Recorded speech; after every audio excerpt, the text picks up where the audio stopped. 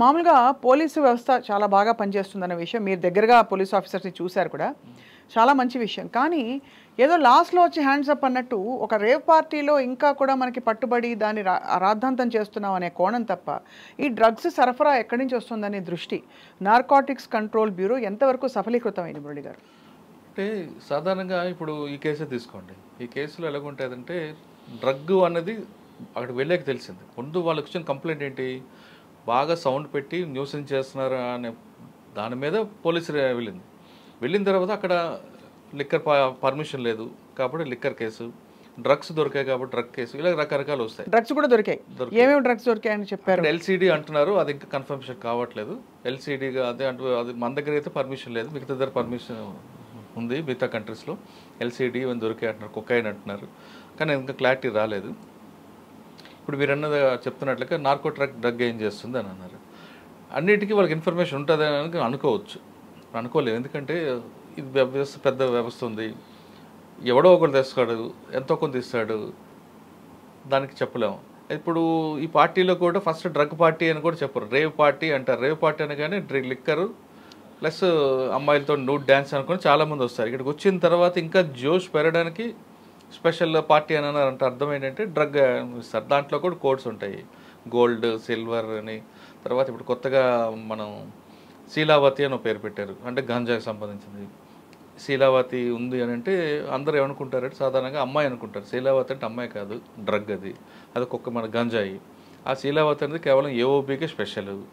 శీలావతి పార్టీలో ఉంది అని అంటే చాలామంది వస్తారు. ఎందుకంటే గంజాయి గురించి తెలిసిన ఎవరైనా సరే శీలావతి ఉందంటే గంజాయి ఉందని అర్థం. అంటే అదొక నష బత్తు. కానీ వాట్సాప్లో ఏమంటే శీలావతి అనగానే మా అందరూ ఏమనుకుంటాం అమ్మాయి వచ్చింది అనుకుంటాం. శీలావతి అంటే అమ్మాయి కాదు, గంజా. అంటే ఇవన్నీ కోడ్ వర్డ్స్గా కోడ్ వర్డ్స్, ఇవన్నీ వస్తాయి. ఈ కేసులో ఒక్కటి బయటపడిన తర్వాత సప్లైర్ ఇక్కడితో ఆగిపోదు. ఈ కేసు బెంగళూరు పోలీసు తీసుకున్న కేసు కూడా ఇక్కడితో ఆగదు, ఖచ్చితంగా స్టెప్ ముందుకు వెళ్తుంది. దీని ఆర్గనైజర్ ఎవరు, ఎక్కడి నుంచి సప్లైర్ అయింది, ఇదంతా ఇది టెంప్ట్గా అంటే ఇది ఆర్గనైజర్ క్రైమ్ కానీ వాళ్ళు చూస్తున్నారు. అంతే, ఆర్గనైజర్ క్రైమ్ కాబట్టి సప్లైర్ ఎవడు, దీనికి వెనక్కి ఎవరు యూజ్ చేశారు, వీళ్ళకి ఎక్కడి నుంచి వచ్చింది, ఇది ఇక్కడితో ఆగింది, ఇక్కడికి అప్పటికప్పుడు అయితే ఆర్గనైజ్ చేసే పార్టీ అది కాదు, గ్రూప్గా డిసైడ్ అయిన తర్వాత వచ్చింది. ఈ ఆర్గనైజర్ వాసు అనే పేరు వచ్చింది. ఈ వాసు అనే వ్యక్తి ఆల్రెడీ ఇది మీద కేసులు ఉన్నాయి కాబట్టి ఖచ్చితంగా అందులో కూడా తీసుకొస్తారు. నాకు తెలిసిందా, నేను బెంగళూరు పోలీసులు మాట్లాడితే ఆయన మీద పీడీ యాక్ట్ కూడా పెడతామని చెప్తున్నారు. రైట్, ఇది చాలా అంటే సాంఘిక సామాజిక నేరాలు చాలా ఉంటాయి మురళి గారు. చట్ట దృష్టిలో కొన్ని నేరాలు ఉంటాయి. ఉదాహరణకి అమ్మాయిలు అబ్బాయిలు విచ్చలవిడిగా ఇలా పార్టీలు చేసుకుని తిరగడం, ఇంక్లూడింగ్ ఇంకా ఏంటో శారీరక సంబంధాలు అన్నవి తప్పకుండా సామాజిక సాంఘిక కోణం నుంచి తప్పు. కానీ ఎప్పుడైతే మనకి హై లెవెల్ ప్రాస్టిట్యూషన్ అనే ఒక పదంతో ఈ హోటల్స్లో పట్టుబడ్డా, లేదు ఇలాంటి డ్రగ్స్ పార్టీలు పట్టుబడ్డా రాద్ధాంతం జరుగుతుంది. కానీ చట్ట పరిధిలో ఏది నేరం, ఏది ఖండించవలసిన విషయం, అసలు ఈ మూలాలు ఎక్కడివి, ఎందుకు వ్యవస్థ అప్రమత్తంగా లేదు? ఉదాహరణకి ప్రాస్టిట్యూషన్ కేసెస్లో ఎవరైతే కస్టమర్స్ వస్తారో, హై లెవెల్ కస్టమర్స్, వాళ్ళ పేర్లు బయట పెట్టరు. సినిమా ఇండస్ట్రీలో ఇద్దరినో ముగ్గురినో టార్గెట్ చేసి వాళ్ళని మాత్రం వాయించి చెతకబాది అవసరం. అంటే ఇక్కడ అబద్ధం ఆడారు కాబట్టి మీరు అన్నట్టుగా ఇది చాలా పెద్ద ఇష్యూ అయింది మరింతగా. బట్ అదర్వైజ్ ఎందుకు, why is it not being solve to the end? ఇది క్రైమ్ అందరికి ఎండ్ ఉండదండి. ఫస్ట్ ఆఫ్ ఆల్ మీరు చెప్తున్నట్టుగా అమ్మాయి అబ్బాయి, ఒక అమ్మాయి ఇష్టపడి అబ్బాయి దగ్గరికి వెళ్ళింది అనుకోండి, అది తప్పేం కాదనేది ఉంటుంది. వాళ్ళిద్దరు కన్సిల్గా ఓన్గా వాళ్ళు ఇష్టపడి వెళ్ళింది, అది మైనర్ అయితే ఖచ్చితంగా కేసు అవుతుంది. అది ఇష్యూ కాదు, ఇక్కడ ఆర్గనైజ్ చేస్తేనే కేసు అవుతుంది. ఇప్పుడు ఈ అమ్మాయి ఇక్కడ డ్రగ్స్ సప్లై చేస్తున్న వాళ్ళతో ఒక కేసు అవుద్ది, అమ్మాయిని సప్లై చేసిన వాళ్ళది ఇంకో కేసు అవుతుంది.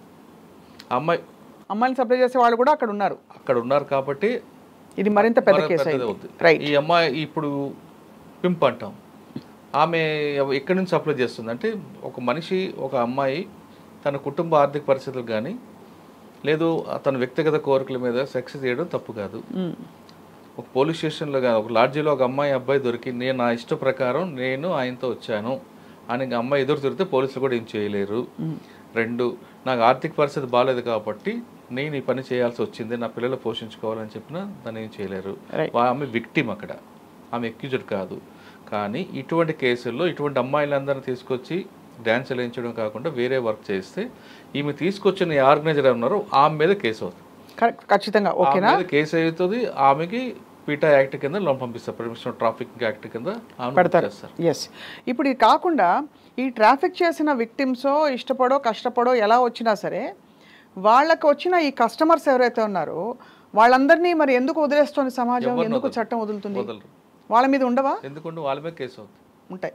మరి వాళ్ళ పేర్లు ఎందుకు బయటకు రావు? వస్తాయి. ఎవరు చెప్పారు రావని? ఖచ్చితంగా పేర్లు. మీరు ఒక్క హై లెవెల్ కస్టమర్ ఒక అమ్మాయితో ఇలా బిహేవ్ చేశాడని కానీ డ్రగ్స్ సేవించాడని కానీ వాళ్ళ పేర్లు ఎందుకు బయటకు రావు? ఎందుకు? మన చరిత్ర ఒకసారి తీసుకుంటే ఏకకాన్ కమిషనర్ టైంలో స్టీఫెన్ రవీంద్ర గారు డీసీపీ వెస్ట్ జోన్, ఆ టైంలో చాలామంది ప్రముఖులందరూ వచ్చారు. డ్రగ్స్ తీసుకున్నారని వీళ్ళు వెళ్ళారు, వీళ్ళు XYZ అని. ఆ కేసు కొంతకాలం తర్వాత నీరు గారిపోయింది. ఎందుకు అంటే ఈ సినిమా పరిశ్రమ సంబంధించిన హై ప్రొఫైల్ అంతా కూడా వెళ్ళి ఏదో మాట్లాడుకున్నారని అలాగా దాన్ని నీరు గారుస్తారు. రైట్. ఇప్పుడు మీకు చెప్తున్న కేసుల్లో మనం బెంగళూరు రేవ్ పార్టీ తీసుకోండి. బెంగళూరు రేవ్ పార్టీ ఆఫీసర్ యొక్క ఇన్వెస్టిగేషన్ ఆఫీసర్ యొక్క ఆయన స్కిల్, ఆయన ఒక ప్యాషన్ బట్టి వెళ్తుంది.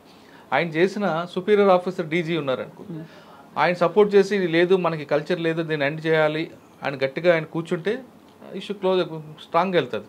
వీళ్ళందరి మీద పీడీ యాక్ట్ పెట్టచ్చు, లేదంటే డ్రగ్స్ కేసు పెట్టచ్చు, రకరకాలు పెట్టి వాళ్ళని రిమైండ్ చేస్తారు.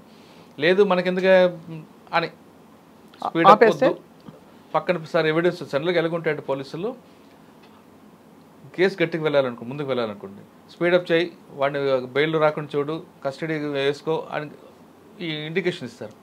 అంటే అర్థం ఏంటంటే ఆఫీసర్కి సీరియస్గా తీసుకున్నాడు అని అర్థం. లేదు దాన్ని నీరు గార్చాలనుకోండి, ఐఓ చెప్తాడు సార్ మంచి ఎవిడెన్స్ దొరికింది సార్ అంటే పక్కన పెట్టి తర్వాత చూద్దాం అన్నాడు అనుకోండి, లేదు స్లోప్ చేయంటారు. ఈ రెండు వాడారంటే ఆ ఐఓ కూడా నాకు ఇందులో అని వదిలేస్తారు. మన దగ్గర అప్పుడు 2014లో ఏకకాన్ గారి టైంలో గట్టిగా చేశారు అదే, కానీ ఎందుకో మరి తర్వాత అది నీరు గారిపోయింది. అదే తర్వాత పూరి జగన్నాథ్ గారు వచ్చింది, పూరి జగన్నాథ్ చారమ్మ వీళ్ళందరూ వచ్చారు.